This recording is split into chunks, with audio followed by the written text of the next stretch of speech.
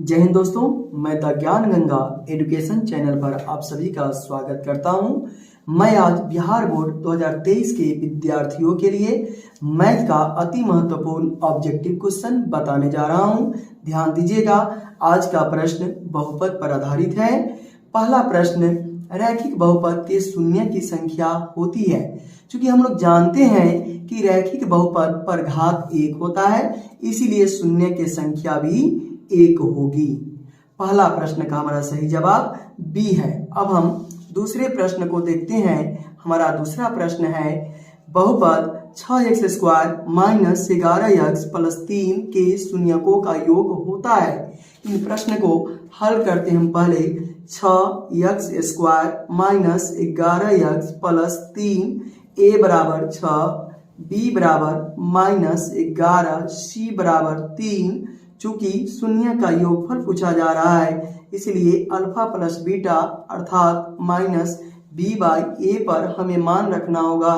तो हम -b/a पर मान रखते हैं। -11/a का मान 6 है। जब हम इसे हल करते हैं तो यह हमें प्राप्त होती है 11/6। अब हम विकल्प पे देखते हैं। पहला है 1/2, दूसरा है 6/11, तीसरा है 11/6 और चौथा है -11/6। जबकि हल करने पर हमें प्राप्त हुआ 11/6, इसलिए हमारा सी सही जवाब है।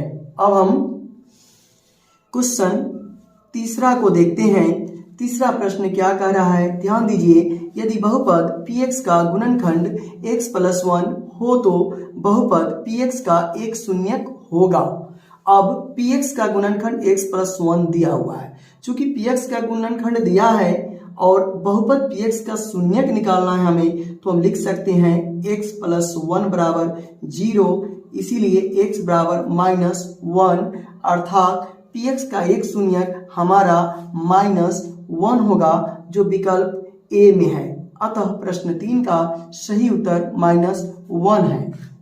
अब हम क्वेश्चन चौथा को देखते हैं। चौथा प्रश्न है, यदि अल्फा एवं बीटा द्विघात बहुपद x² - 3x + 5 के शून्यक हो तो अल्फा प्लस बीटा का मान होगा। ध्यान दीजिए, अल्फा और बीटा द्विघात बहुपद x² - 3x + 5 के शून्य के रूप में है, तो हमें अल्फा प्लस बीटा अर्थात शून्य का योगफल हमें निकालना है।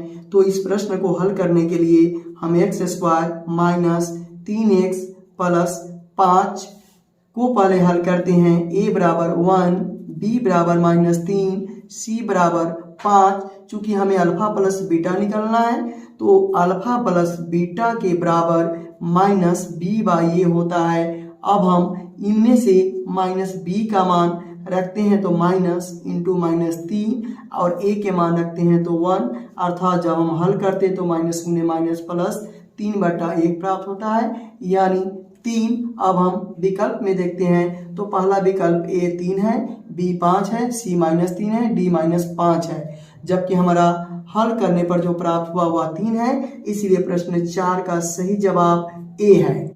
अब हम प्रश्न संख्या 5 को देखते हैं। देखिए, प्रश्न संख्या 5 क्या कर रही है।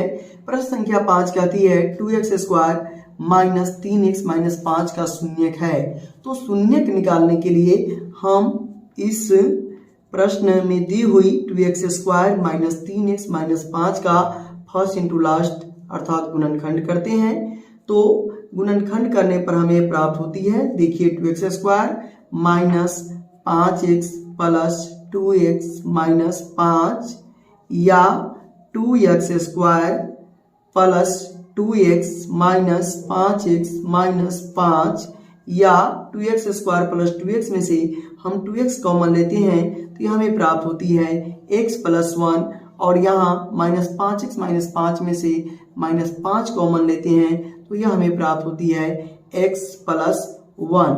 अब हम 2x - 5 और x + 1 पर बारी बारी से शून्य रख कर देखते हैं। तो 2x - 5 बराबर 0, तो 2x बराबर 5, x बराबर 5/2 हमें प्राप्त होती है। फिर x प्लस 1 बराबर 0 रखते हैं तो x बराबर हमें -1 प्राप्त होती है। अब हम इन दोनों में से अपने विकल्प पे ध्यान देते हैं कौन सा मेल खाता है।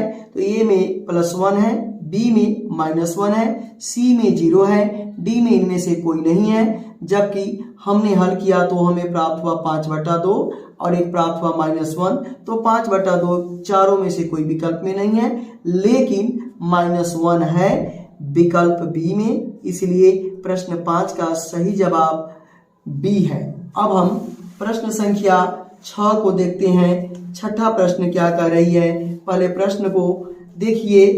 किसी द्विघात बहुपद के शून्य की यदि 5 एवं -3 है तो द्विघात बहुपद होगा। अब हमें यह शून्यक दिया हुआ है 5 एवं -3। अब हम 5 एवं -3 को क्रमशः अल्फा और बीटा मान लेते हैं। अगर अल्फा बराबर 5 और बीटा बराबर -3 है तो x प्लस या अल्फा प्लस बीटा बराबर हमें प्राप्त होगा 5 जोड़ -3, 5 -3 बराबर 2। इसी तरह से अल्फा गुने बीटा पर हम अल्फा और बीटा का मान रखते हैं तो 5 गुने -3 यह हमें प्राप्त होता है -15। अब इन अल्फा प्लस बीटा और अल्फा गुने बीटा को बहुपद लाने वाले सूत्र पर हम रखते हैं। तो बहुपद लाने वाले सूत्र में हम देख रहे हैं, सूत्र है x² minus alpha plus beta into x plus alpha गुने बीटा। अब अल्फा गुने बीटा इन पर हम मान रखते हैं तो हमें प्राप्त होता है x² minus 2 into x plus -15 या x² माइनस 2x माइनस 15। अब इसे हम विकल्प में खोजते हैं तो x² माइनस 2x माइनस 15 हमें विकल्प सी में प्राप्त होती है, इसलिए प्रश्न 6 का सही जवाब सी है। अब हम प्रश्न 7 को देखते हैं। प्रश्न 7 क्या कह रहा है, बहुपद y² माइनस 6y प्लस 8 का घात है। बहुपद y² माइनस 6y प्लस 8 के घात पूछा जा रहा है, तो y पर जो घात है अधिकतम वही हमारा जवाब होगा सही। तो y पर अधिकतम घात हम देख रहे हैं 2 है, इसीलिए विकल्प ए हमारा सही उत्तर है।